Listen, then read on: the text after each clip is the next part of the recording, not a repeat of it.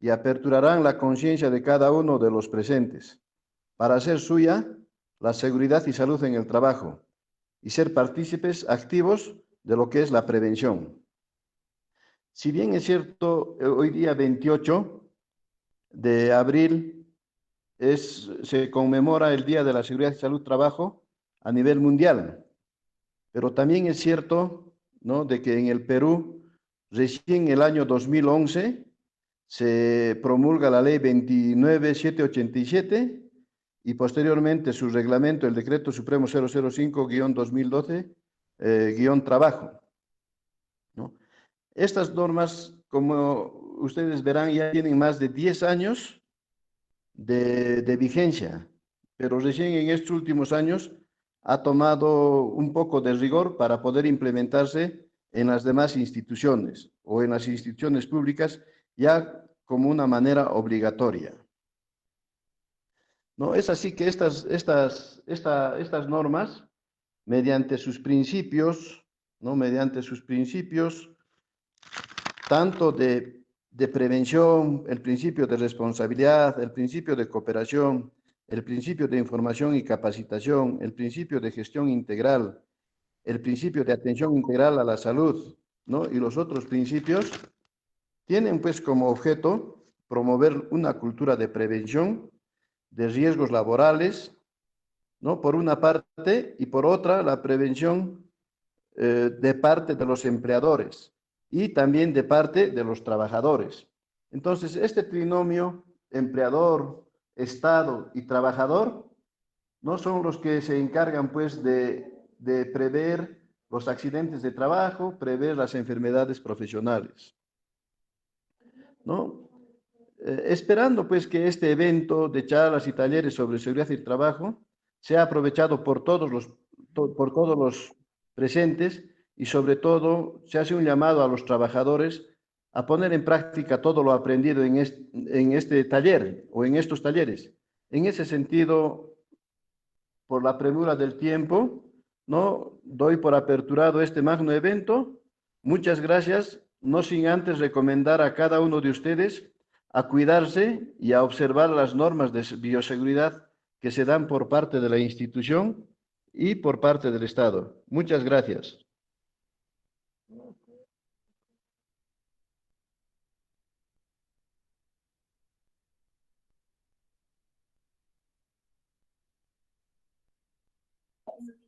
Eh, Buenos días, compañeros. A continuación,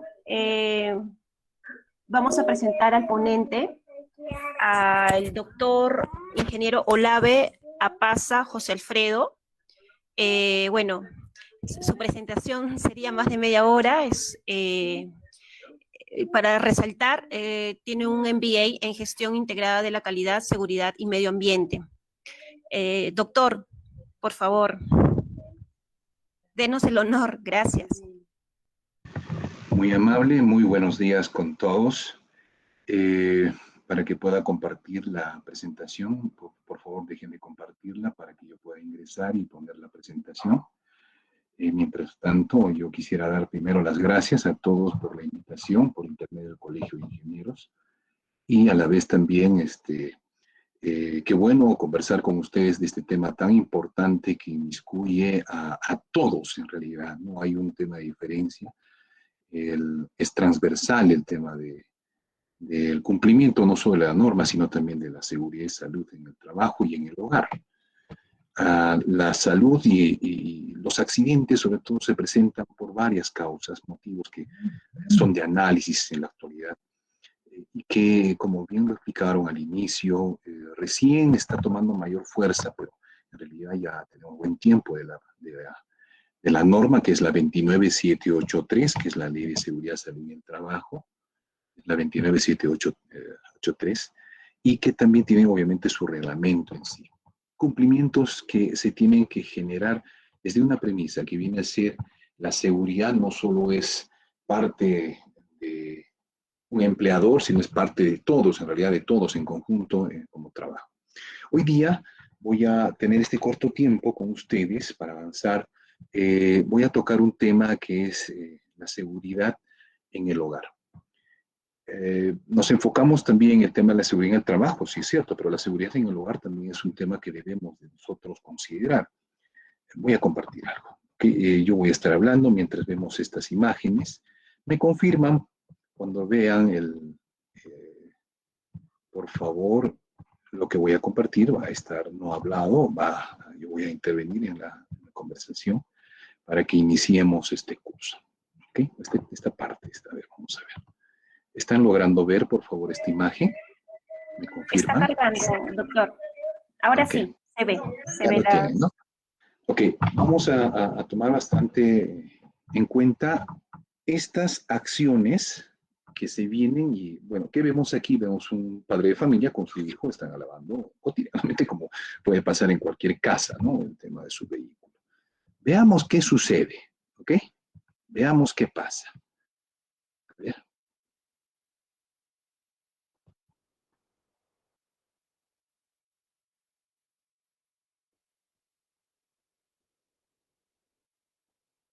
Otro tema que se tiene son objetos pesados con ellos.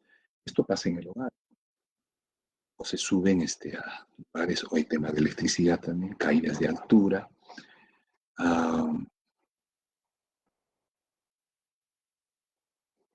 El tema de ponerse en riesgo, ¿no? Trabajos que son cotidianos y con energía eléctrica presente.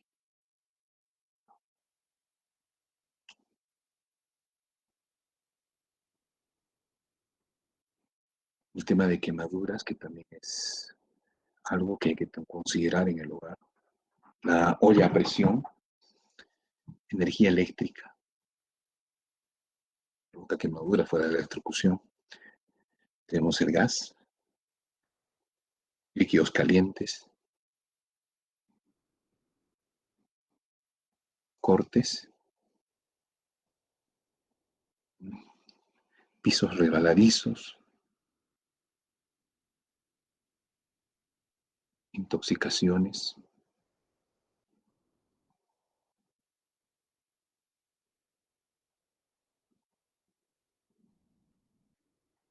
Sí, ahogamiento, en especial en los menores, ¿no?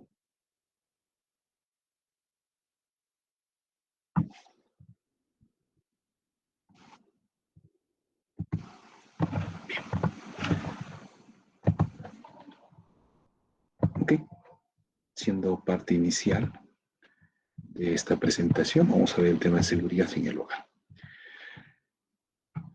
La OMS la define de esta forma: aquel que ocurre en la vivienda propiamente dicha, patio, jardín, garaje, accesos a los patios, vestíbulo, escalera y todo lugar perteneciente al domicilio. Está determinado así. Entonces, yo he puesto aquí algunos puntos que son los riesgos que pueden provocar un accidente, en los que se expone también a las personas: caídas, intoxicaciones, quemaduras, incendios y explosiones, electrocución, asfixia, atrapamientos, golpes, los sobreesfuerzos, que es un tema que es un análisis de la capacidad de uno como para poder hacer el levante correcto también de los pesos, heridas, juguetes que también están dentro en el hogar, ¿no? Vamos a ver, el primero en caídas se clasifican en dos: al mismo nivel y a diferente nivel. Al mismo nivel, aquellos que se provocan o que tienen, obviamente, en el piso, un objeto que pueda estar atravesado, pisos mojados, pisos resbalosos, y que puedan provocar una caída en ese mismo nivel, ¿ya? Por lo cual se tiene que evitar que se tengan pisos resbalosos, con grasa, con agua, y que, obviamente, si se tiene ese espacio, indicarlo, ¿no? Y señalizarlo. En algunos casos, en los centros comerciales podemos ver esto también, ¿no? En la imagen inferior vemos el tema de una señal amarilla, ¿no? Que se tiene el piso mojado, hay que obedecerla. Y el otro tema es las caídas a distinto nivel. Es aquí donde tenemos un mayor riesgo, incluso ha perdido la vida mucha gente en el hogar por poner una silla sobre una mesa, o por poner o subirse a una silla, o una silla giratoria, por ejemplo, que tiene ruedas. Entonces, provoca que exista una caída al mismo nivel, a distinto nivel. Y obviamente el daño es mayor, ¿no? Casos en los que ha habido gente que ha fallecido, pues obviamente por caídas de un nivel que es de una mesa hacia el piso, por un golpe severo en la cabeza, ¿no? Entonces, hay que usar adecuadamente las escaleras si se las tiene. Si se tiene escaleras en mal uso, o perdón, en mal estado, son inadecuadas, hay que cambiarlas. Todo tiene un tiempo, periodo de vida también, o sea, se pueden desechar si es que no, ya no llega a un nivel. Y nunca generar tipos de escaleras hechizas, ¿no? Que también eso es un riesgo en el cual se está exponiendo la persona. Se convierte esa escalera en un peligro porque va a causar un daño. Otro punto que es interesante también hablar es sobre las intoxicaciones, alergias o irritaciones que se podrían tener. Hoy, más que nunca, se ha tenido ya casos en los cuales ha habido una mezcla indiscriminada de cloro, por ejemplo, con otros tipos de líquidos detergentes. Entonces ha provocado un compuesto químico que ha irritado la vista, el olfato, la piel de lo que están en la casa. Entonces, el hecho mismo de utilizar mucho alcohol también provoca un daño. Mucho alcohol va a provocar un daño bastante severo, sobre todo en el sentido de que exista una situación un poquito más que delicada en la salud de las personas. El hecho mismo es de que esta situación del COVID ha provocado pues, de que tengamos esta situación de echarnos bastante alcohol, pero sin medir en algunos casos las consecuencias. Había casos también en los cuales se ha echado alcohol y accidentalmente pues han llegado a la vista, que también ha provocado otro tipo de daños, ¿no? En especial en niños. La idea principal es de que no tengamos, estas son sugerencias, por ejemplo, en los medicamentos, si ya son pasados, el tema de no automedicarse, si son pasados, desecharlos. Los productos de limpieza deben de estar ordenados, deben estar indicados y no deben estar mezclados también. Los insecticidas con ellos también es otro problema. Productos para jardinería que se utilizan, pinturas, disolventes, adhesivos, en algunos hogares que tienen combustibles, productos de perfumería que pueden estar mezclados con otro tipo de elementos o una mezcla en el mismo. Y también hay un tema de alimentos en mal estado, que es otro tema que también hay que considerar por las intoxicaciones que se podrían tener. Entonces, hay medidas que es guardar los productos en un lugar seguro, leer y seguir las instrucciones, fabricante. ¿Cuántos de ustedes se han dado el tiempo, a ver, seamos sinceros, de agarrar un compuesto o un elemento químico que han comprado para limpieza y han leído las indicaciones? Solamente tenemos la referencia de que sirve para tal cosa. Entonces, es bueno generar un tema de observación, sobre todo de mejorar esa observación de en qué consiste, qué puedo hacer si es que este líquido puede salpicar hacia los ojos. Solamente agua, tal vez con el agua reacciona, no sabemos. No podemos no poner productos tóxicos en recipientes utilizados habitualmente para la alimentación. Aquí aparece el tema del tipo de envases. Aparece el tema de cómo pueden poner en envases de una gaseosa algún elemento químico y ha ocurrido accidentes que han bebido accidentalmente ese líquido. Las intoxicaciones, obviamente ya he hablado sobre este tema, de mantener el lugar visible, ¿no? Ese es un tema. Las quemaduras, nosotros tenemos un tema que también hay que considerar. En la cocina, es un tema que nosotros debemos de tener bastante cuidado. El agua hervida, ¿no? Los objetos calientes, después de que estén en las ollas, sobre todo, o en las sartenes, ¿no? Los aceites. Nunca echemos agua al aceite, provoca un efecto, y ese efecto es algo bastante nocivo para las personas, hace bastante daño. A ver si pueden ver esto, por favor. ¿Están viendo? Les voy a agradecer. Aquí tenemos la actuación. Primero es apagar, ¿ok? Un trapo mojado, tapar, evitar que continúe la propagación del mismo. Pero si le echamos agua, la reacción es esta.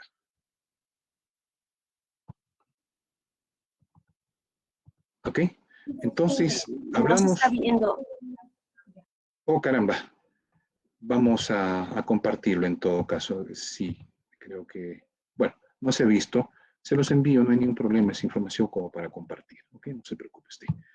Entonces, ¿esta sí se está viendo en el PPT, por favor? ¿Aló? No, Ok, vamos a salir. sí estaba proyectando, pero ahorita no. A ver. Regresamos. Ahora sí, ¿estamos bien? ¿Sí? No, todavía sigue cargando.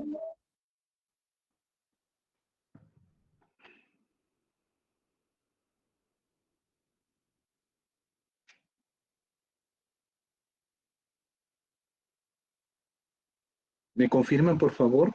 Les voy a agradecer, parece que es la señal. Yo tengo buena señal. Yo no veo compañeros. ¿Ustedes? Se ve, Ok, estamos.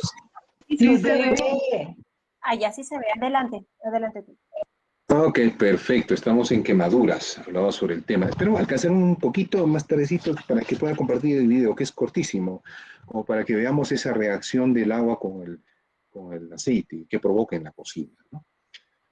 Bueno, siempre son recomendaciones para evitar estos riesgos de quemaduras, alejarse y proteger todo objeto caliente, ¿no? Llamado alcance que se pueda tener. Situar las asas de los objetos calientes lo más alejado posible de las zonas de paso, del alcance. Utilizar guantes, manoplas, que es algo que a veces se olvida. Evitar las salpicaduras, utilizar las tapas, cuando hay agua hervida. Y algo interesante que es bueno mencionarlo en cafeteras, hervidoras y otros, cuando hierve el agua sale el vapor y ese vapor puede provocar quemadura, entonces hay que evitar que sea en direcciones de la persona, dirigirlo a otro espacio, ¿no? Que no sea directo a uno. Incendios es otro tema que también hay que considerar. Los incendios, bueno, ahora se pide encarecidamente que no fumen, porque hay gente que puede fumar en la cama, puede fumar en el sillón, y entonces puede provocar un incendio. No sobrecargar los enchufes es otro tema que también hay que considerar. Veamos ahí en una de las fotografías que están viendo, hay un cortocircuito prácticamente por una sobretensión, y este es no por una sobrecarga, sino por un mal estado también de los enchufes. Hacer que se sustituyan los cables en mal estado es algo importante, hay que siempre revisar, no es eterno. Almacenar los líquidos en su envase original o recipientes herméticos que puedan provocar un incendio. Y si es un lugar, tiene que estar ventilado. Por ejemplo, pinturas, thinner, aguarrás, que generalmente en la casa las tenemos, ¿no? Entonces, hay que recordar también las estufas. Hay un problema con las estufas. Las estufas no es para que seque la ropa. Las estufas es para que pueda dar calor, pero por un tiempo determinado también. Esto se puede calentar si es que lo tenemos constantemente prendido y si lo ponemos cerca a objetos, va a calentarse y puede provocar un incendio. Por ello, se debe evitar estar cerca a la ropa, cortinas, ¿no? Y en el caso de que haya gas, sobre todo, no se prende y se apagan los interruptores. Lo primero es aperturar vías en las cuales nos ayude a tener una muy buena ventilación. La electrocución es un tema también que en realidad hay que tener bastante cuidado. No utilizar elementos eléctricos en ambientes húmedos, es decir, si está húmedo, tu mano está húmeda, no manipular un sistema eléctrico, una reparación en esas condiciones, ¿no? Antes de hacerlas hay que cortar el tablero eléctrico, pero igual es mejor secarse. No intentar reparar electrodomésticos también, que a veces por querer hacerlo rápido o querer salir del paso se provoca un accidente. Y proteger también enchufes. Esto es muy bueno mencionarlo, en especial para los niños. Se olvida mucho el tema de colocar algunos tapones para que tengamos la seguridad de que los niños no introduzcan o bien algún objeto metálico o provoque un cortocircuito y también obviamente le pase la energía eléctrica, ¿no? Asfixia, evitar que los niños jueguen con bolsas plásticas. Las bolsas plásticas, y en carnavales el gran problema que se tiene es, por ejemplo, el tema del uso de los globos, ¿no? Y esto ha provocado ya serios y algunas muertes, incluso de niños, porque ha sido, al momento de soplar, ha ingresado al cuerpo, o aspirado prácticamente, o ahogado, ¿no? El heavy, en este caso, del globo, ¿no? Que se utiliza para los carnavales. Entonces hay que siempre vigilarlos, hay que chequear este tema, ¿no? Y los atrapamientos, que es otro tema que también ocurre, y hay medidas preventivas en el hogar que debemos de considerar, ¿no?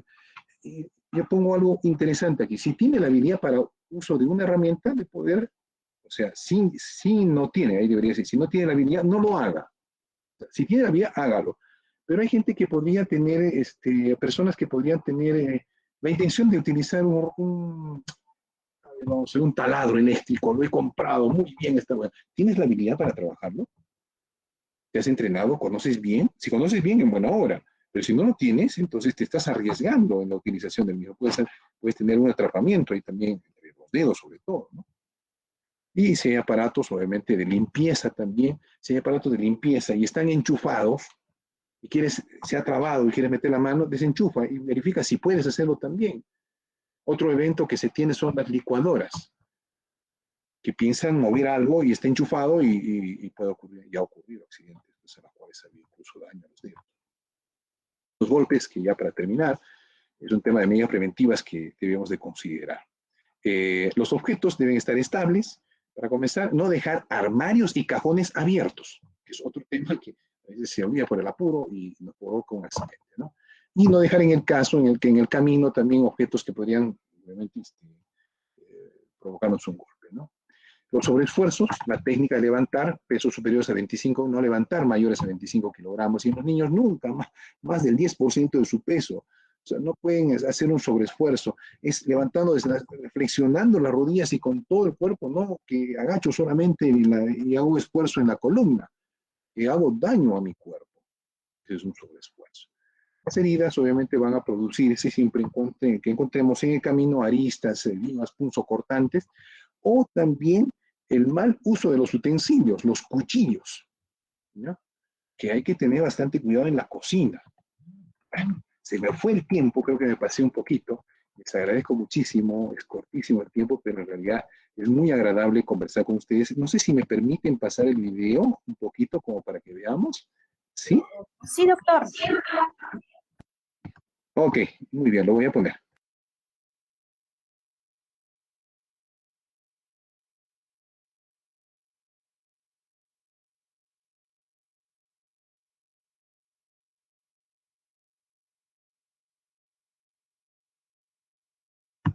Ok, me confirman si se está viendo, por favor, para que yo pueda hablar sobre el tema. Sí, ya lo estoy compartiendo. No se Va a ve. aparecer, sí, va a aparecer recién lo estoy compartiendo, va a aparecer en... Recién, sí. Ahora sí. A ver, ¿están viendo? Está negro todavía, ¿no es cierto? Sí, Negro. sí, ok, ya lo están viendo entonces. Ok, vamos a No ver se cuál es el ve. efecto del aceite y del esto. A ver si me confirman si están viendo. ¿Se ve ahí, Ya. por favor? ¿Sí? Sí, Ok, sí. perfecto. Veamos una cocina típica y veamos qué es lo que pasa cuando tenemos fuego en una cocina. Vamos a ver al especialista, que es un bombero en este caso, que va a dar la instrucción. Yo voy a explicarles en qué consiste. Si hay fuego, lo que hay que hacer es apagar, que es un trapo húmedo, taparlo, asfixiarlo. Lo que no hay que hacer, agua provoca eso. Lo vimos, ¿no? ¿Sí? Sí. ¿Lo vimos? Perfecto. Sí. Esto es lo que sucede cuando se tiene una reacción inmediata cuando tenemos el tema del fuego presente en una cocina, ¿no? A veces por la desesperación echamos agua y puede provocar un incendio mucho mayor, ¿no? Bien, yo les agradezco muchísimo. Hay una charla que se viene también, así que vamos a continuar. Muchísimas gracias y continuemos iniciando, obviamente, este día como el Día Mundial de la Seguridad, Salud y el Trabajo, pero que esto no solamente sea un día, sino que sea de diferentes tipos de cursos en temas de seguridad que son necesarios para que tengamos algo muy importante: la conservación de nuestra propia salud, de nuestra integridad y también de nuestros familiares. Muchísimas gracias por esta invitación, muy amables por haberme escuchado en estos minutos. Buenos días. Buenos días. Gracias.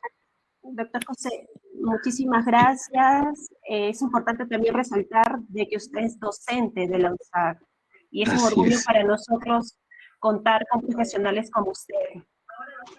Bueno, como usted dice, es el inicio de charlas, talleres, y ya estamos comprometidos desde ya para el 3 de mayo.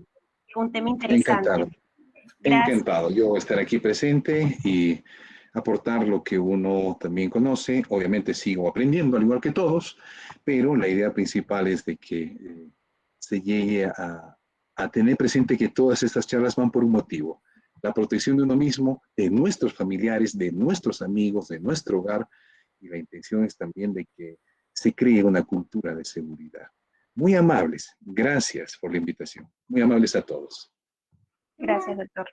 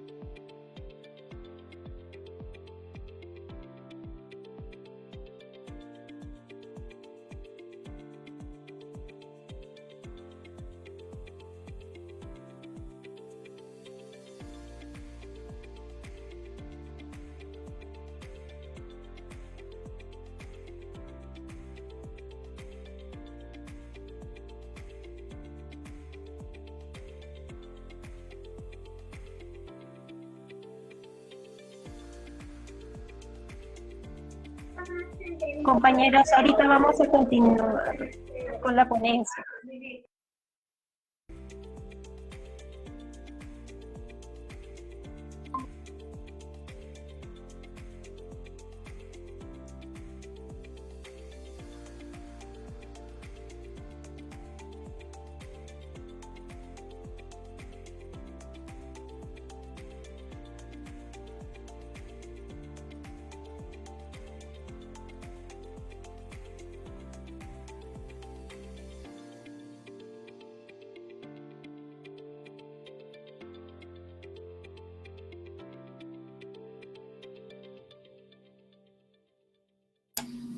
Hola, buenos días con todos.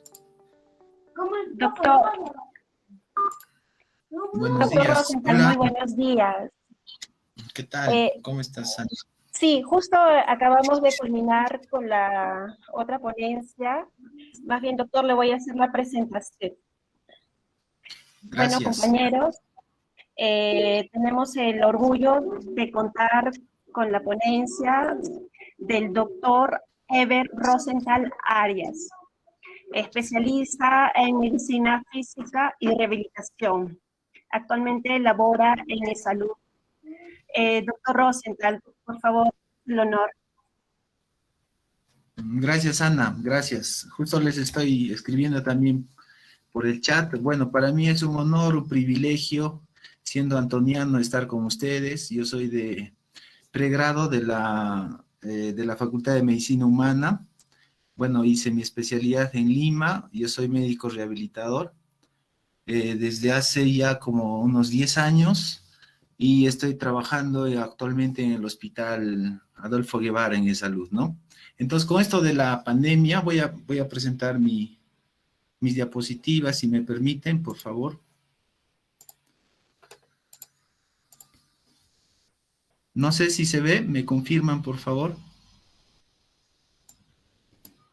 Sí, doctor. ¿Sí? Sí, Sí se ve, doctor, ¿no? ¿se ve? ¿Sí se ve? Confírmeme, Sí por se favor. ve. Sí, doctor, Sí. se le ve perfectamente.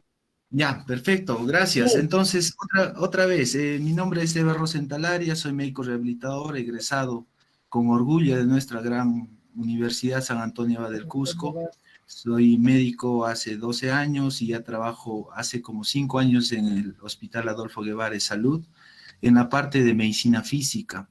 Antes de la pandemia nosotros teníamos una variedad de pacientes, sobre todo con dolor musculoesquelético, secuelas, discapacidades, etcétera, ¿no? Entonces, con la pandemia por el COVID-19, toda nuestra estructura de salud ha tenido que cambiar, innovarse por esta situación, ¿no? Y no todos los esfuerzos de la medicina en el Cusco, en el Perú, en el mundo, se han enfocado pues al tratamiento de los pacientes con Doctor, este... doctor, ¿Aló? doctor ¿Aló? Eber, ¿Sí? por favor. Sí, doctor Eber, solo para pedirle, por favor, a los organizadores del evento, si pudieran, por favor, grabar la exposición. Muchas gracias. Ah, ya, muy bien, señor Giraldo. Yo no tengo esa opción, Ana, no sé si tú tienes la opción como organizadora. Sí, ahorita lo está viendo Johan. Sí, doctor. Gracias, señor Giraldo. Muy bien, continúo entonces. Entonces les comentaba que hemos tenido que evolucionar, adaptarnos a esta nueva situación. Y los esfuerzos básicamente han ido pues a la vacunación y al tratamiento, prevención, pero poco nos hemos preocupado de la rehabilitación de los pacientes que superan esta enfermedad. Un algoritmo, una norma, una regla que el 80% de los pacientes van a salir sin problemas, van a salir como una enfermedad leve a moderada, algunos van a necesitar oxígeno, pero un 15 a 5% van a necesitar una sala UCI, van a necesitar estar en un hospital por lo menos unas 4 a 6 semanas, ¿no? Estar entubados con múltiples tratamientos por complicaciones por sus enfermedades crónicas, ¿no? Diabetes, presión, obesidad. La misma edad es un factor de riesgo. Entonces quería compartirles nuestro trabajo y también es una forma de difusión para que ustedes conozcan todo el trabajo que nosotros venimos realizando desde el hospital y sobre todo en nuestra área, ¿no? Siempre empiezo mis presentaciones con esta diapositiva. En el Cusco, solamente en el 2021 ya tenemos casi 40.000 casos diagnosticados con pruebas, ya sean tomografías, pruebas rápidas, moleculares, etcétera. Y lamentablemente tenemos mucho más fallecidos que en la primera ola, ¿no? Esta segunda ola se ha caracterizado por ser más virulenta y más contagiosa, ¿no? Tenemos 1.665 fallecidos hasta el día 27, hasta el día de ayer, ¿no? Y el Cusco, pues, en la región es el epicentro de contagios. Felizmente, la vacunación en mayores de 80 años ya se está dando. Entonces, solamente para recordarles las manifestaciones clínicas, ¿no? Aquí, ¿qué personas son sospechosas de esta enfermedad? Una persona que tiene fiebre, generalmente hasta el 90%, la tos y la fatiga. Son los tres principales síntomas que tienen nuestros pacientes. Ahora, no todos van a hacer este cuadro, ¿no?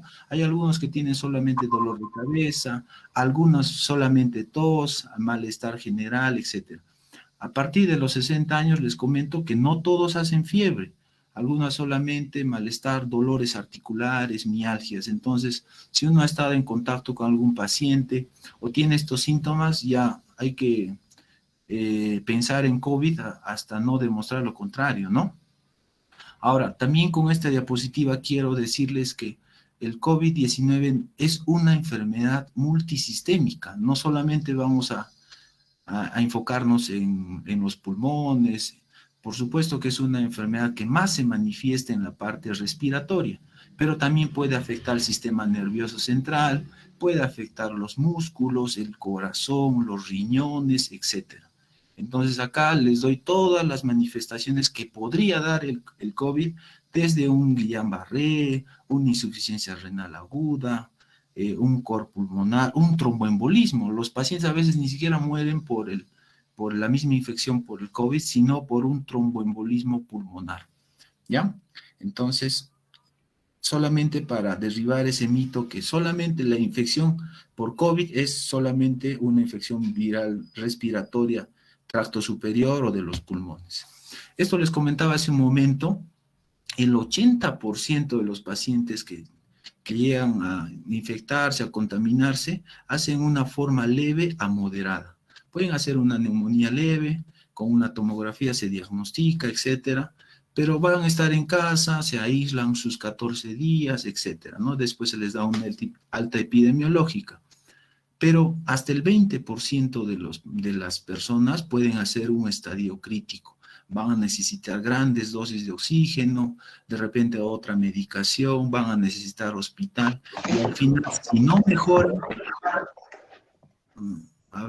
si no mejoran, pueden llegar incluso a ser entubados con un ventilador mecánico, y eso ya, sus probabilidades de sobrevivir caen bastante, ¿no? Depende de qué comorbilidades también tengan, ¿no? Son las comorbilidades que más están relacionadas a la muerte en los pacientes por COVID-19 son la obesidad, enfermedades crónicas como la diabetes, el sexo, las mujeres felizmente la pasan mejor que los varones obesos de edad adulta a partir de los 55, 60 son los que sufren las consecuencias, ¿no? Ahora, siempre preguntamos, siempre me preguntan mis alumnos, doctor, ¿cuáles son las discapacidades, cuáles son las secuelas o los síntomas persistentes después de haberme dado un COVID, ¿no? Si a mí me ha dado, doctor, un COVID leve, ¿podría ser alguna secuela? La respuesta es sí. Prácticamente solamente los asintomáticos van a llevar una vida relativamente tranquila, ¿no? Van a poder volver a su trabajo, van a poder hacer sus actividades cotidianas de su vida diaria, etc. Pero a largo plazo, las personas sobre todo que han sido hospitalizadas y que han necesitado oxígeno, han hecho una neumonía por COVID. Y esto puede producir una fibrosis pulmonar. ¿Ya? Esto es lo que nos va a dar las múltiples discapacidades después de que el paciente ya le han dado de alta, ha salido del hospital y está en casa, pero todavía dice, doctor, me duele la espalda, todavía me agito al subir las gradas, estoy yendo un ratito, voy al baño, regreso y ya me siento cansado y mi corazón está latiendo a 1000 por hora, ¿no? Entonces, esto de la fibrosis pulmonar hay que ponerla ahí en la cabeza. Pero también hay cardiomiositis, miopatías. Hay pacientes que han estado hospitalizados 2 a 3 meses. Imagínense estar en una cama todo ese tiempo. Y a veces, muchas veces sedados, inconscientes, solamente respirando artificialmente con el ventilador. Ese encamamiento prolongado también da secuelas. Plexopatías, polineuropatías, los nervios empiezan a atrofiarse, los músculos quedan como gelatina prácticamente. Y también en el área mental, en el área psicológica, los pacientes salen muy afectados, o sea, salen con trastornos de delirio, trastornos de atención, salen como si hubieran salido de una guerra, ¿no? Con una depresión post-COVID, le llamamos nosotros. Y si ha sido intubado y el paciente ha estado necesitando por más de 3 semanas el tubo endotraqueal, también van a operarlos, van a requerir este tubo endotraqueal por lo menos unos 3 meses más. Y esto da otras complicaciones, ¿ya? La ansiedad y depresión, sobre todo en el área mental, ¿no?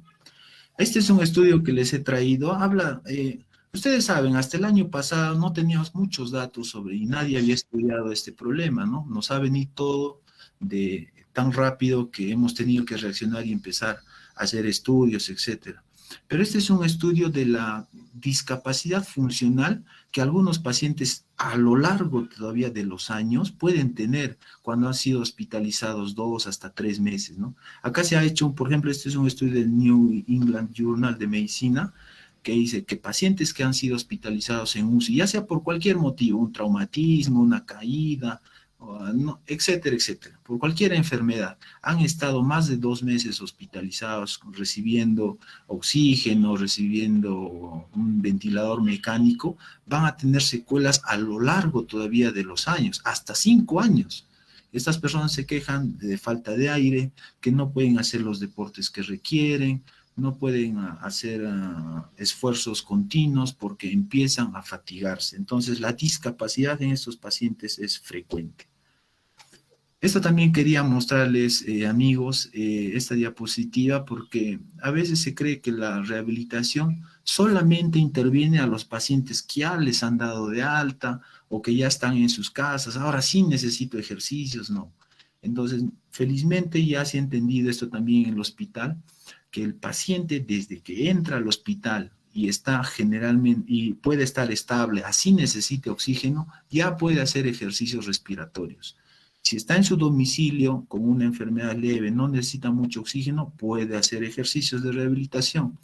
Si está en el hospital haciendo una neumonía, ya necesita 3, 5 litros, también puede hacer ejercicios.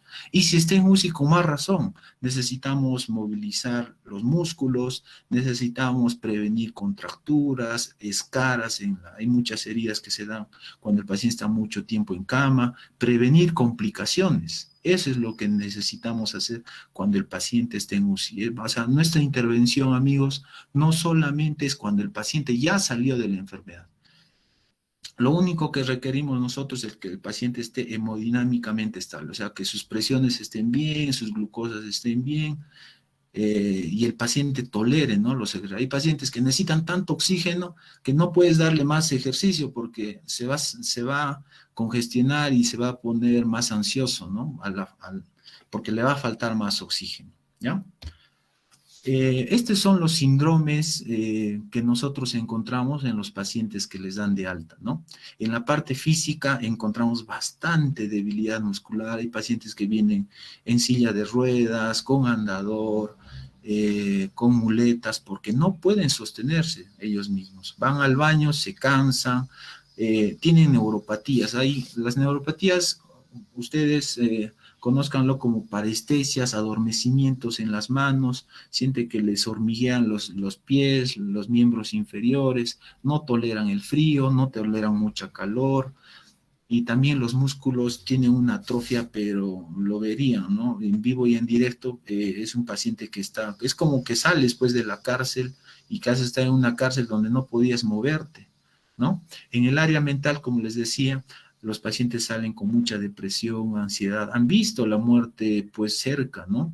Hay pacientes que los hospitalizan, están ahí en una sala de 6, 8 pacientes y uno fallece, la cama del otro lado está muy mal, fallece, y eso lamentablemente hace que el paciente entre en un estrés postraumático, ¿no? Es como les decía, como si hubiera ido a la guerra, ¿no? El paciente ya vuelve totalmente diferente, necesitan apoyo psicológico, hacen insomnio, hasta necesitan medicación. Por eso es muy importante no solamente el enfoque de nosotros, ¿no? Nosotros nos enfocamos, nos vamos al área física, pero la parte mental, la parte psicológica de estos pacientes está muy afectada.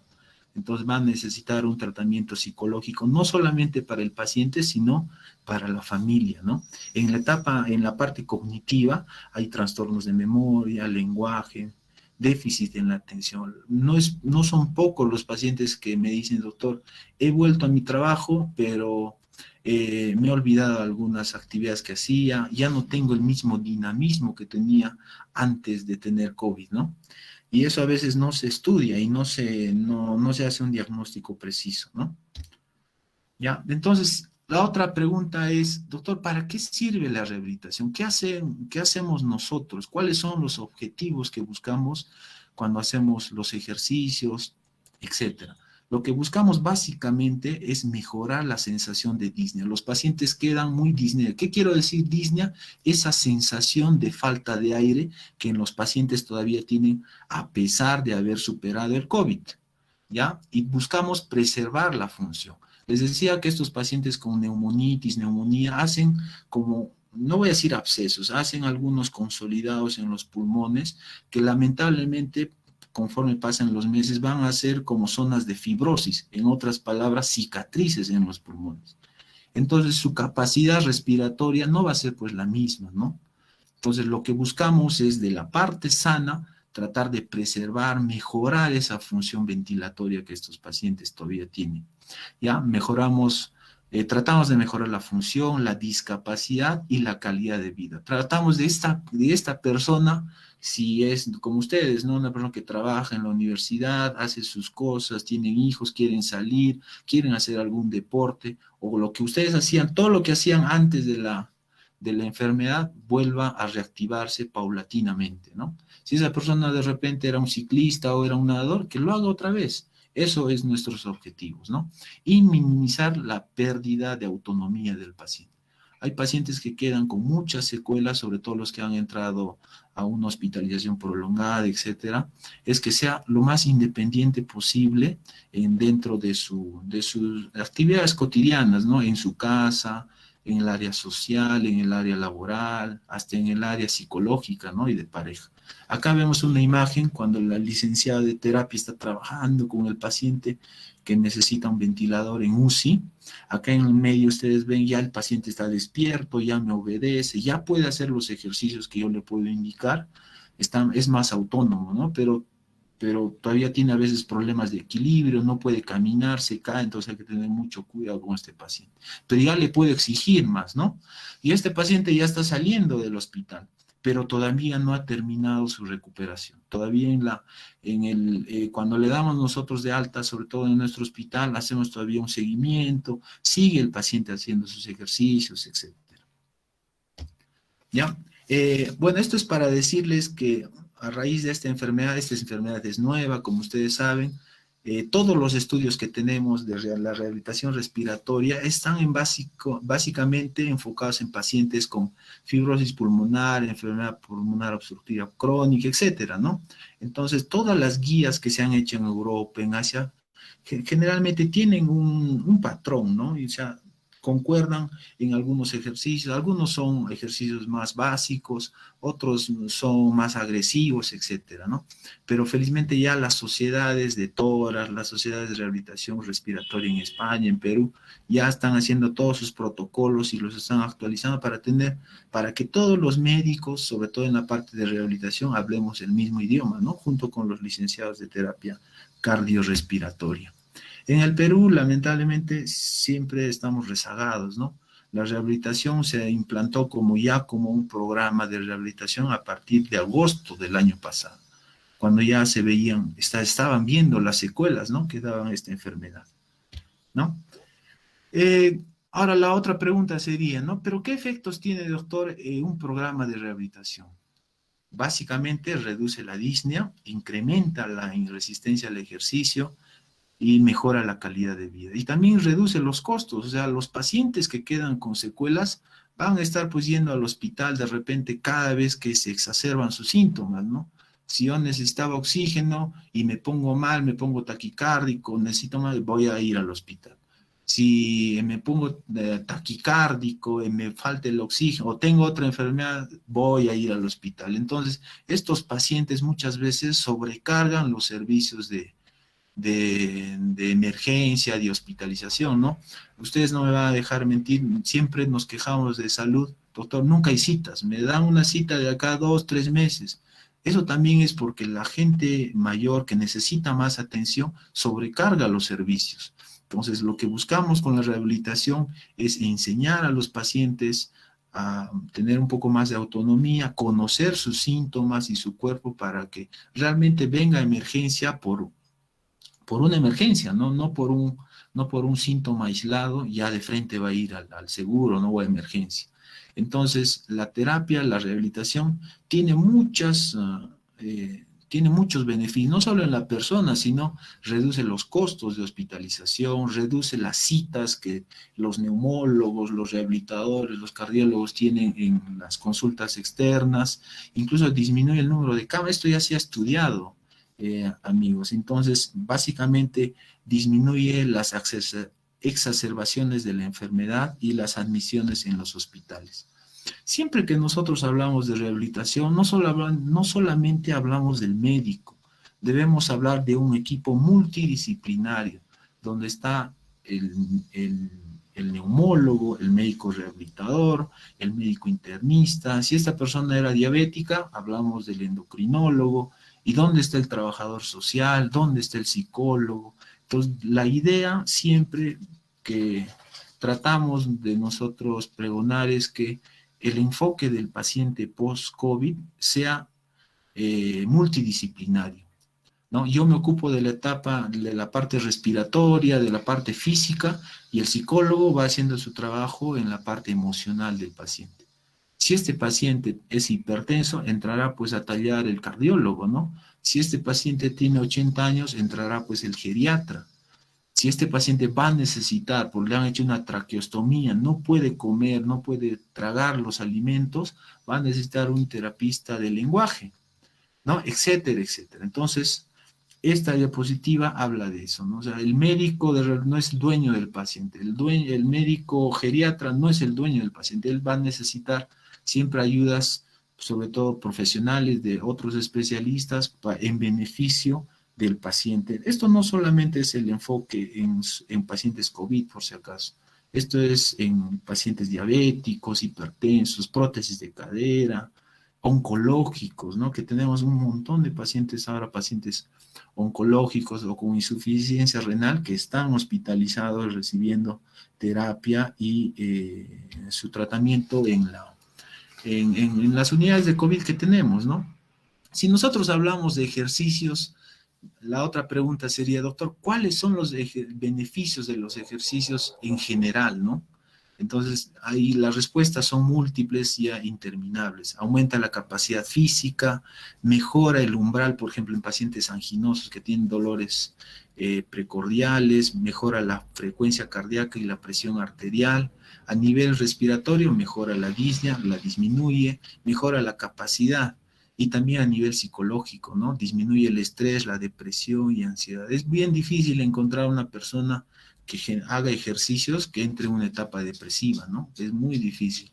Yo veo gente mayor que siempre hace sus ejercicios, puede quejarse pues de un dolor en la rodilla o en la columna, pero siempre están con buen ánimo, están con ganas de vivir, y ese es un ejercicio a largo plazo también, es un beneficio a largo plazo también del ejercicio, ¿no?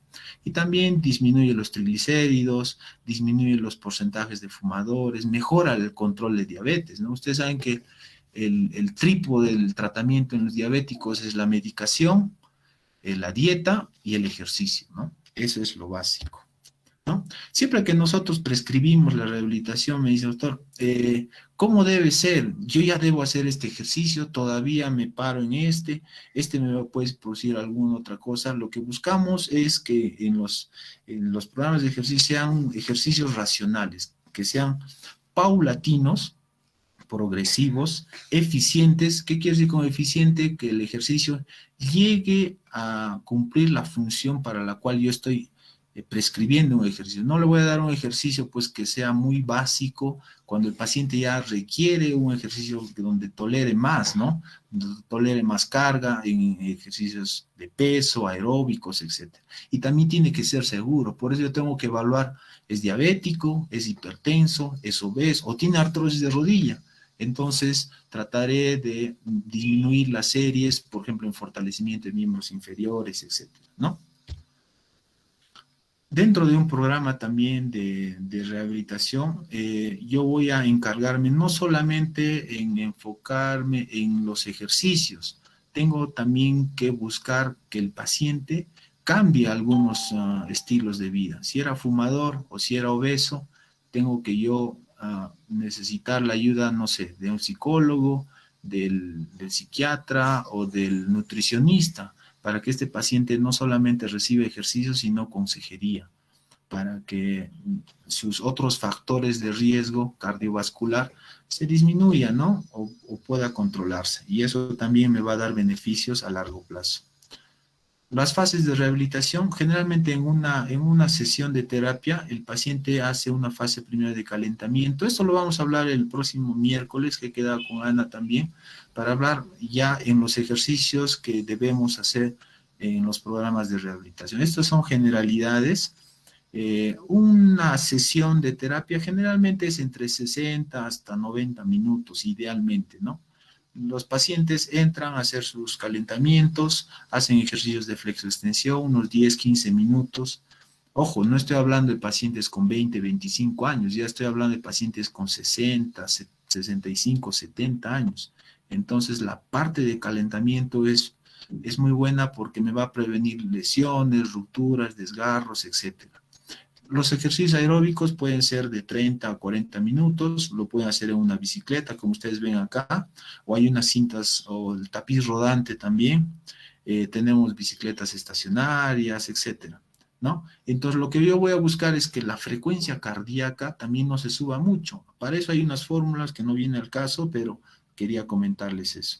Y después de estos ejercicios, el paciente, por si acaso, hay que enseñarle a tomarse el pulso, ¿ya? Y enseñarle también algunas pautas si él siente un dolor en el pecho, que se puede estar infartando, entonces al paciente hay que ya informarle esto para que comunique al toque al personal y no tengamos algún suceso inesperado, ¿no?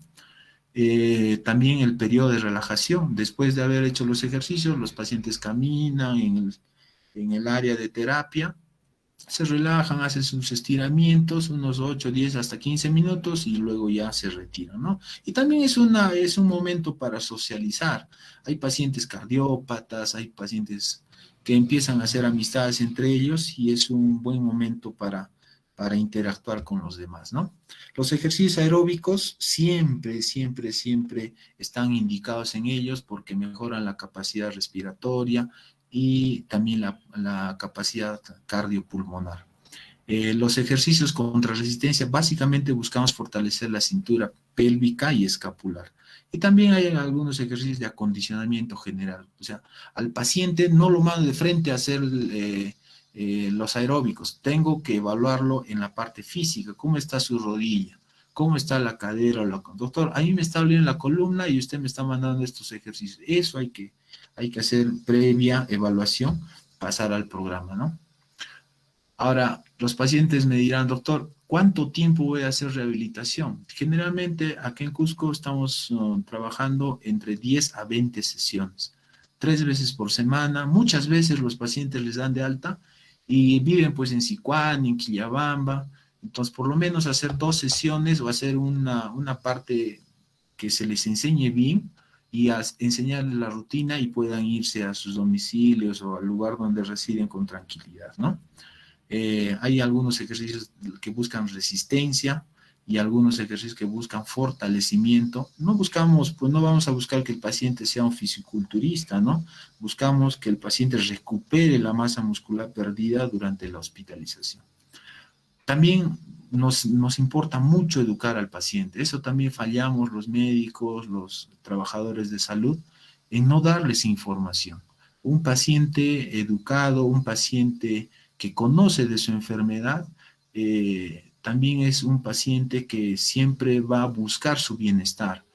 Entonces, estos de los temas educativos hemos hecho algunas veces así como la parte virtual que ustedes están viendo ahora, pero tenemos charlas. Antes de la pandemia teníamos charlas de columna, de artrosis, de hombro doloroso, de Alzheimer, etcétera, ¿no? Y nos importa mucho educar a nuestro paciente. Nos importa mucho eso. Bueno, y para terminar, amigos, para no cansarlos tanto, solamente estas 3 conclusiones, ¿no? Existe una gran cantidad de pacientes crecientes en pacientes recuperados con infección COVID-19, todos ellos susceptibles de desarrollar secuelas que limitan su capacidad funcional. Y la rehabilitación respiratoria es una intervención basada en la evidencia. ¿Qué quiero decir? Hay múltiples estudios que ya se están haciendo en Europa, en América, en Asia, sobre la capacidad para mejorar la parte funcional de las enfermedades. Esto va a ser una enfermedad que va a convivir con nosotros, entonces ya tenemos que hacernos la idea de que cada cierto tiempo nos vamos a vacunar, y si algún día nos da, la parte de rehabilitación ya tiene toda la evidencia para mejorar nuestra calidad de vida, ¿no? Y se hace necesario establecer también una intervención de rehabilitación y sobre todo nosotros hacernos conocer, dar los alcances a la población en general de todos los beneficios que tiene la rehabilitación, ¿no? Algunos pacientes se sorprenden y dicen, doctor, yo nunca había escuchado hablar de este tema, no sabía que existía rehabilitación, dicen, ¿no? Y se sorprende cuando ellos mismos van mejorando y recuperan funcionalidad y pueden regresar a su etapa laboral, ¿no? Bueno, creo que eso es todo. Bueno, muchas gracias a todos. Voy a dejar de compartir y no sé si alguno de ustedes tiene algún comentario, alguna pregunta en la cual podamos absolverlas. Muy buenos días, doctor Eber. Para ¿Cómo hacerle está? una consulta, felicitarlo primero por su clara presentación, exposición sobre el tema. Lo que quería consultarles acerca de cómo podemos apreciar la sintomatología en mayores de 65 años, que esa es nuestra preocupación, especialmente de nuestros padres, ¿no? Que tienen incluso más de 65, 70 años, ya que escuché que usted manifestó de que no siempre se da la fiebre. Entonces, ¿qué Ajá. otras manifestaciones podremos apreciar? Eh, Y además, perdóneme, doctor, para que podamos ya llevarlos a un centro de atención, ¿cómo se da, digamos, la manifestación del virus en ellos? Si es rápida o es de manera también paulatina o tiene un tiempo. Eso quería saber, por favor. Muchísimas gracias, doctor, muy amable. Gracias, señora Catherine, por la pregunta.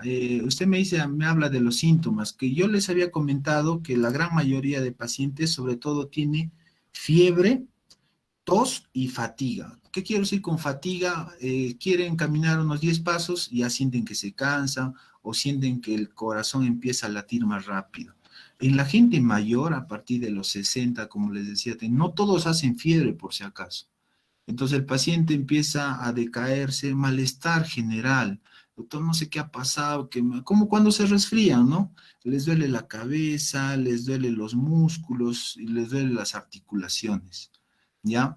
Ahora, si ustedes ya tienen esos síntomas, hay que confirmarlo con una prueba. Antes teníamos estas pruebas rápidas que no tenían mucha efectividad, mucha sensibilidad, pero ahora tenemos las pruebas moleculares que están saliendo en 2 horas, máximo un día, ¿no? Entonces, esa es la prueba que nos va a decir realmente tengo o no tengo, porque alguno ya empieza a somatizar, ¿no? Me duele el hombro, me duele la espalda, no, ya tendré COVID, ¿no? Entonces, ese es el problema de esto. Entonces, hay básicamente tos, dolor de garganta también, fatiga y dolores musculares. Puede haber también dolor de cabeza, congestión nasal, etc. ¿Puede confundirse con un resfrío? Prácticamente, claro, este es como un resfrío también. Pero el signo de alarma con la cual yo debo decir, no, pues acá yo tengo que ir a un hospital, es la saturación. Por eso siempre ustedes que trabajan, están en la universidad, etcétera, en la familia debe haber siempre un saturómetro. No cuesta mucho, creo que está 80 soles. Deben tenerlo ya de reserva. Esa es mi sugerencia, ¿no? Entonces, en Cusco, a nuestra altura, estamos a 3.300 metros. La saturación normal de una persona es entre 88 a 92. Algunos 94, 95. Eso es ya de 95 para arriba es en Lima, al nivel del mar. Pero en Cusco, 88, 92. Si yo tengo síntomas, ¿ya? Y ya me han diagnosticado que tengo COVID, ya perfecto. Guardaré reposo, si tengo dolor de cabeza, mi paracetamol, líquido bastante. Pero si yo veo que mi saturación de lo que estaba en 88, en 90, empieza a bajar a 84, 82, ¿eso qué quiere decir? Que ya el virus ha llegado al pulmón. Entonces lo está congestionando, entonces caballero, voy a necesitar oxígeno y oxígeno lo voy a encontrar en el hospital. Ese es el principal signo de alarma, ver que mi saturación esté bajando o yo que me estoy agitando. Doctor, tengo 84, pero estoy agitado, empieza mi corazón a palpitar más, me tomo el pulso, está más de 100, siento mucho malestar general y estoy polipneico, o sea, mis respiraciones, que normalmente son máximo hasta 20, 22, están ya en 28, están en 30, estoy que me agito, no estoy haciendo nada, pero me estoy agitando. Entonces, ese es otro signo que ya, caballero, tengo que ir al hospital. No sé si tenemos alguna otra pregunta, amigos.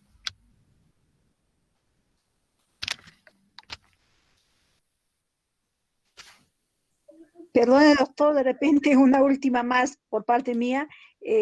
¿Cómo podemos reforzar el sistema inmunológico a través de repente de algunas, en este caso, suplementos, ¿no? Vitaminas, especialmente para adultos mayores? ¿Qué nos podría recomendar? Mi mamá, por ejemplo, tiene hipertensión arterial, ¿no? Ella toma medicación, ¿no? Para ello, pero siempre me pregunta cómo puedo reforzar, qué vitaminas me pueden, se me puede dar, ¿no? Gracias, doctor. Ahora sí. Gracias por la pregunta, señora Catene. Mire, sabe que en eso los médicos tratamos de ser lo más claros posible. Hasta ahora no he encontrado, y si ustedes tienen algún estudio, me lo comparte, no hay ningún estudio, ninguna revisión bibliográfica, una evidencia científica que diga que yo voy a tomar una vitamina o algún compuesto, algún antibiótico, qué sé yo, algún tratamiento como preventivo que vaya a hacer que yo refuerce mi sistema inmunológico. ¿Ya? Se habla mucho de la vitamina C, se habla mucho del complejo B, se habla mucho hasta el cloruro, ¿no? Y también la ivermectina se está usando en forma preventiva. Hay pacientes que te dicen, doctor, yo me siento bien con esto, pero no podría yo como médico recomendar algo que no tiene sustento científico, ¿no? Usted me puede decir, o alguien puede decir de acá, doctor, me ha dicho el vecino, me ha dicho alguien que debo tomar esto, y yo digo, si quieres, tómalo, ¿no? Eso es una decisión personal. Pero no tengo ningún estudio, señora Catherine, que diga que tomando esto, mi sistema inmunológico va a estar mejor y voy a con eso prevenir el COVID, o me va a dar, o con esto ya tengo la certeza que me va a dar un COVID leve, ¿no?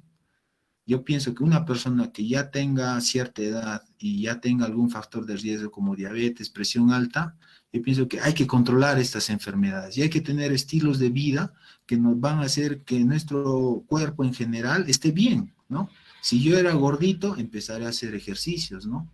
Porque sé que las personas obesas tienen más riesgo a llegar a ventilación mecánica, a llegar a UCI o hasta morir. Si yo soy hipertenso, voy a tratar de controlar mi presión arterial para que cuando me dé COVID me va a descomponer todo el cuerpo y mi presión no se suba. Si yo soy diabético, trataré de comer bien, trataré de comer sano. Ustedes saben cómo es eso, comer sano, bueno, verduras, muchas proteínas, no mucho carbohidrato, ¿no? Esa sería mi respuesta, señora Catherine.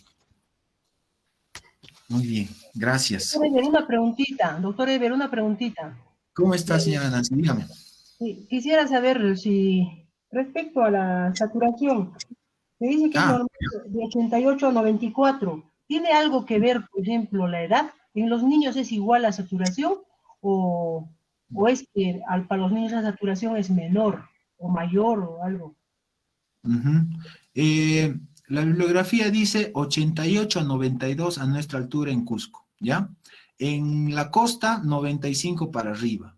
Generalmente una persona joven, no sé, 15, 8 años, 20 años, su saturación no baja de 92, 93, acá en nuestra ciudad. Incluso pacientes de 50 años, su saturación 90, 92. En los pacientes ya con alguna enfermedad crónica, hablo enfermedad pulmonar obstructiva, o que ya tengan ciertos años, su saturación generalmente va en 88, 89, no es menos tampoco. O sea, si una persona ya tiene menos de 88, probablemente ya tenga alguna enfermedad crónica, o de repente poliglobulia también puede ser, ¿no? O una fibrosis pulmonar, qué sé yo. Pero nosotros, otra responsabilidad que también tenemos que tener es que debemos saber nuestra saturación basal, es como saber nuestra edad, saber nuestra presión arterial. Debemos saber, por eso yo les sugiero, cada familia deba tener el aparato. Cuando me dé COVID, yo me pongo el aparato y ya sé cuánto es mi saturación normal, ¿no? Y si está bajando mucho, ya sé que me falta oxígeno, no está llegando oxígeno a mi cuerpo y ya tengo que tomar medidas, ¿no? Pero un niño, señora Nancy, no baja de 90 su saturación, un niño sano. Otra pregunta, doctor. Respecto a la temperatura normal, ¿cuánto es y cuándo debemos alarmarnos? Ya, la temperatura. Normalmente nuestra temperatura va hasta 36.8 hasta 37.4 más o menos. Eso es poniendo en la axila, ¿ya? Nosotros hablamos de febrícula a partir de 37.5 para arriba. Sí. Si una 37.5, febrícula, o sea, ya una fiebre leve, ¿ya? Y hablamos de una fiebre franca encima de 38 grados. Ahora, en esto también hay que tener cuidado. Hay pacientes que dicen, doctor, yo estoy con fiebre, estoy sudando y lo ves así, ¿no? Esa es sensación de alza térmica, eso no es fiebre, por favor. Fiebre es cuando yo pongo el termómetro 5 minutos en la axila y veo cuánto es. Eso es fiebre. Pero hay pacientes que te dicen, doctor, estoy con fiebre.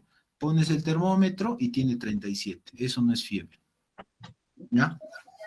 Doctor, ya para culminar, una última pregunta del señor, ha escrito en el chat, Milner Segovia, dice, doctor, buen día, felicitaciones por su exposición, la medicina física y de rehabilitación en personas afectadas por COVID. ¿Qué porcentaje de eficiencia tienen en su recuperación o siempre quedarán con alguna secuela?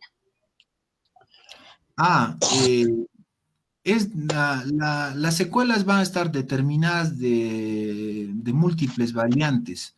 Primero, la edad del paciente y su estado de salud antes de la enfermedad. Generalmente las personas que están quedando con secuelas ya tenían una enfermedad preexistente. Diabetes, asma bronquial, presión arterial alta, obesidad, hasta fumadores, ¿no? Ellos ya quedan con alguna... con más secuelas, ¿no? Ahora, la otra parte de la pregunta era ¿qué porcentaje van a quedar bien? Ana. Sí, dice, ¿qué porcentaje de eficiencia tiene en su recuperación? Me imagino a través de la medicina física y de la rehabilitación. Dar un número yo creo que sería inapropiado.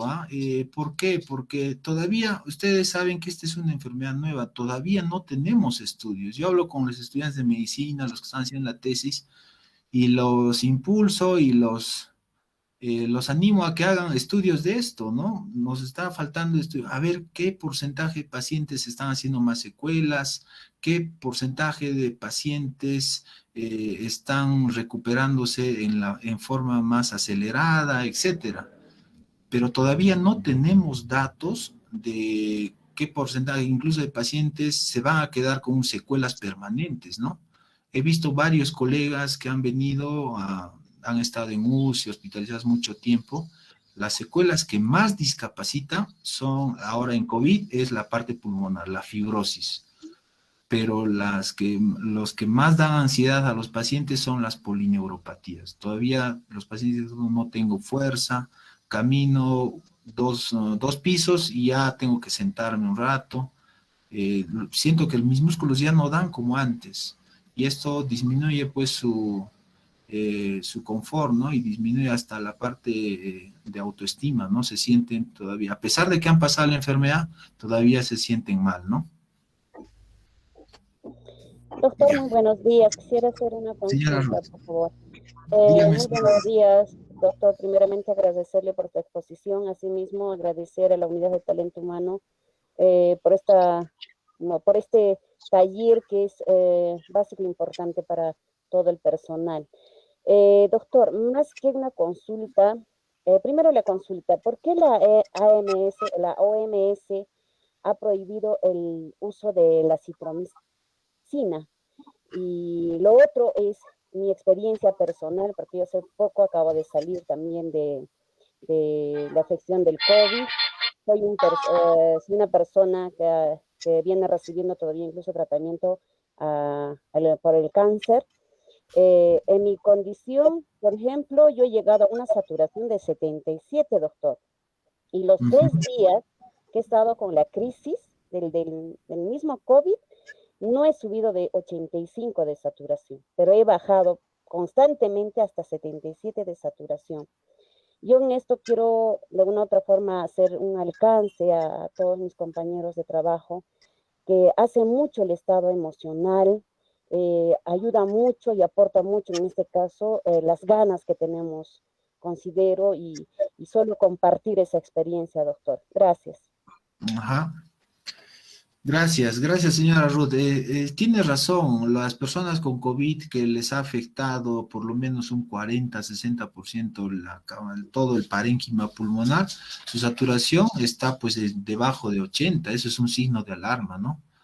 Y a veces hasta llegan a UCI.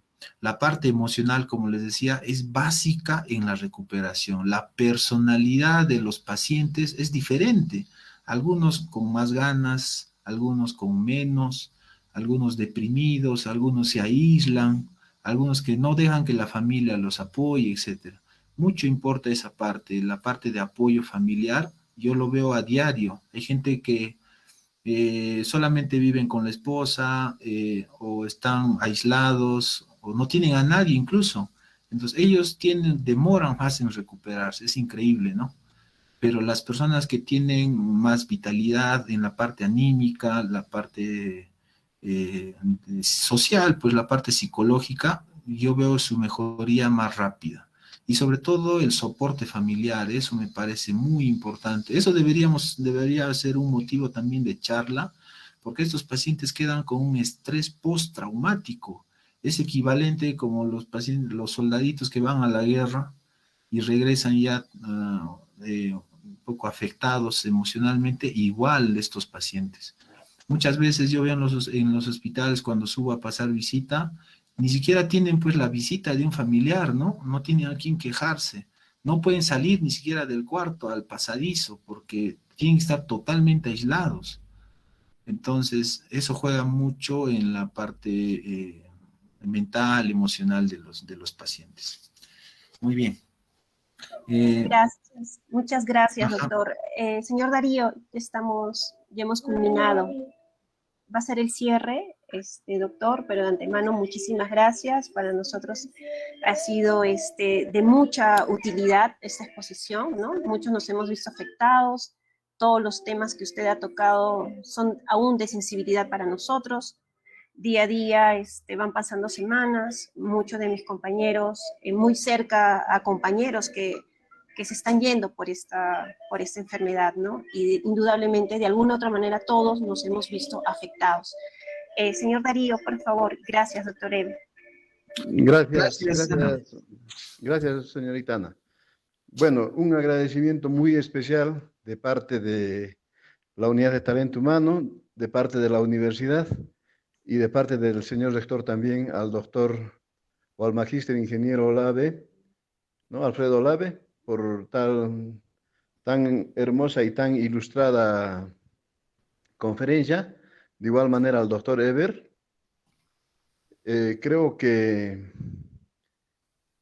lo que se ha manifestado en estas charlas ha servido o sirve para que todos nuestros compañeros de trabajo y todos los que han asistido a este taller pongamos un poco más de sí para cuidarnos nosotros. La salud es lo primero. Sin salud no podemos hacer nada.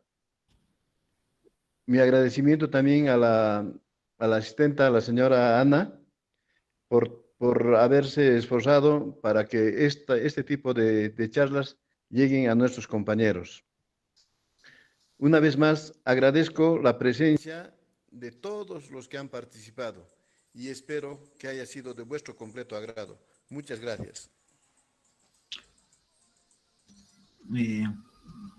Buenas, agradecerle, voy a dar mis últimas palabras, Ana, a todos por vuestra atención. Sé que han estado atentos, este es un tema muy sensible y mi única recomendación para todos es, cuando salgamos, siempre la doble mascarilla, su protector facial, siempre traten de distanciarse de la gente y el lavado de manos. Parece reiterativo, hasta ocioso comentarlo, pero en realidad eso es lo que nos está protegiendo a los que todavía no nos ha dado la enfermedad. Y a los que les ha dado, no están tampoco muy inmunes, ¿no? Ya se ha descrito varios casos de reinfecciones, igual debemos de cuidarnos todos, amigos. Bueno, muchas gracias, Ana. Yo me retiro y hasta el próximo miércoles. Gracias, doctor Eber. Un orgullo para nosotros tenerlo de ponente. Gracias. Hasta luego, compañeros. Gracias. Los invitamos el lunes a continuar con las charlas. Gracias. Muchas gracias, muy amables a todos, muy gentiles.